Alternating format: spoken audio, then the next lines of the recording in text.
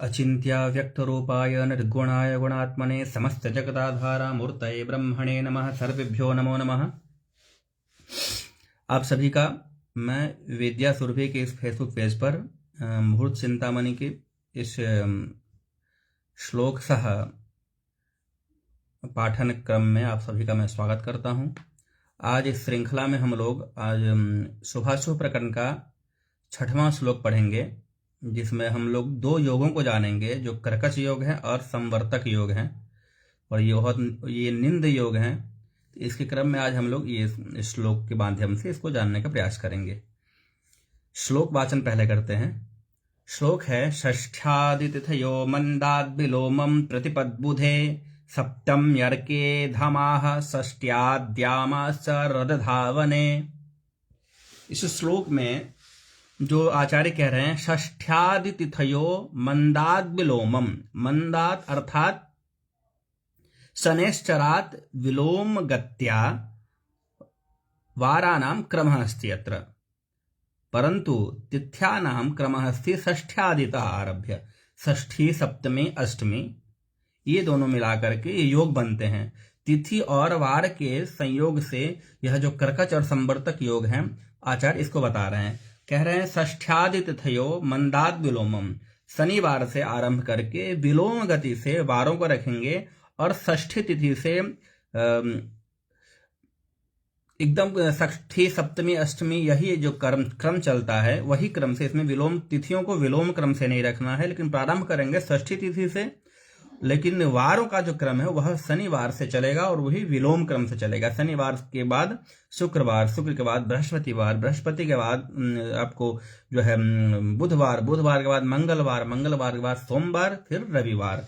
इसी क्रम से वारों का क्रम रखेंगे और तिथि का क्रम षष्ठी, सप्तमी, अष्टमी, नवमी, दसवीं, एकादशी इस क्रम से चलेंगे।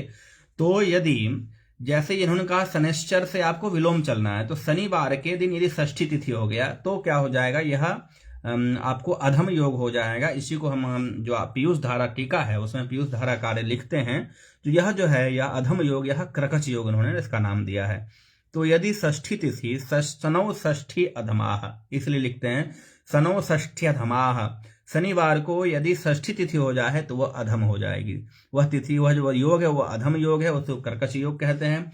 ठीक उसी प्रकार से जब शुक्रवार के दिन सप्तमी हो जाए तो भी वही योग बनेगा, कर्कश योग। फिर गुरुवार के दिन यदि आपको अष्टमी हो जाए तो भी वही योग बनेगा। फिर बुधवार को नवमी तो कर्कश योग बनेगा।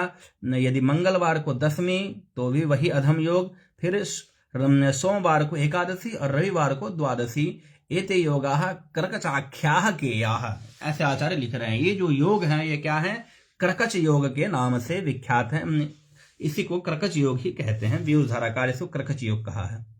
तो यह कर्कच योग षष्ठ्यादि तिथि से प्रारंभ हो करके द्वादशी तिथि तक चलती है। द्वादशी तिथि के संयोग से होता है, और वारों का जो क्रम है वह रविवार से लेकर के शनिवार से लेकर के विलोम गति से हम रविवार तक के क्रम को, इसमें एक एक क्रम से, एक एक संयोग से यह कर्कच योग को समझते हैं। यहाँ पर फिर लिख रहे हैं षष्ठ्यादि तिथयो मंदाद विलोमम, यहां तक कि ये अन्वय यही था।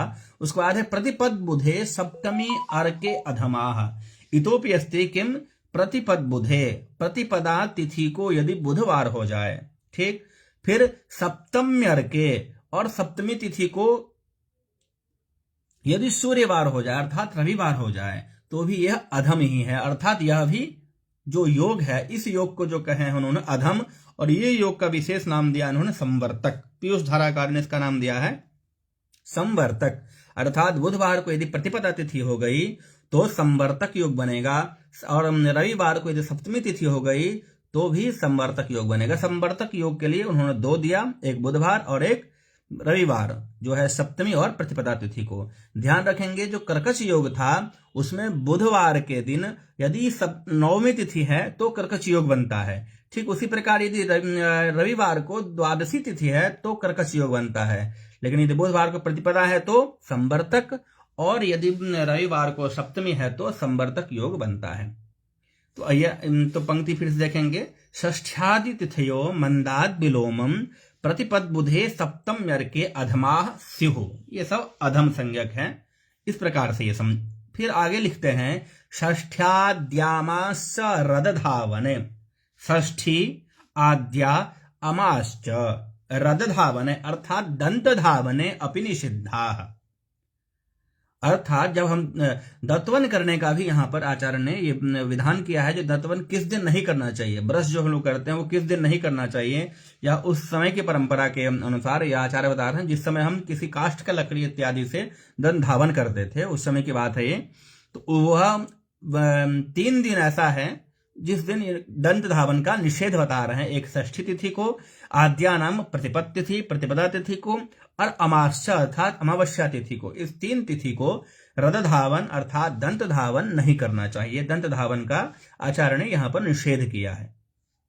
आज के श्लोक में यही है। आज के श्लोक का जो एक सार है यही है, जो कर्कच योग, संवर्तक योग। कर्कच योग जो है षष्ठी से आरंभ होकर के, और वार का जो क्रम है वह शनिवार से विपरीत क्रम में रविवार तक आने से तिथि और वार के संयोग से कर्कच योग बना। और दूसरा योग बना संवर्तक योग, जो भी तिथि और वार के क्रम से ही बना है, लेकिन उसका क्रम कुछ अलग है। बुधवार को प्रतिपदा तिथि और आपको रविवार को सप्तमी तिथि आ जाती है, तो वो संवर्तक योग बनता है। और जो हम रद धावन में जो निषेध है कुछ तिथियां, उसके बारे में हमने पढ़ा, जो षष्ठी तिथि है और प्रतिपदा तिथि है और अमावस्या है। यह जो तिथियां हैं इस दिन दंत धावन का निषेध है।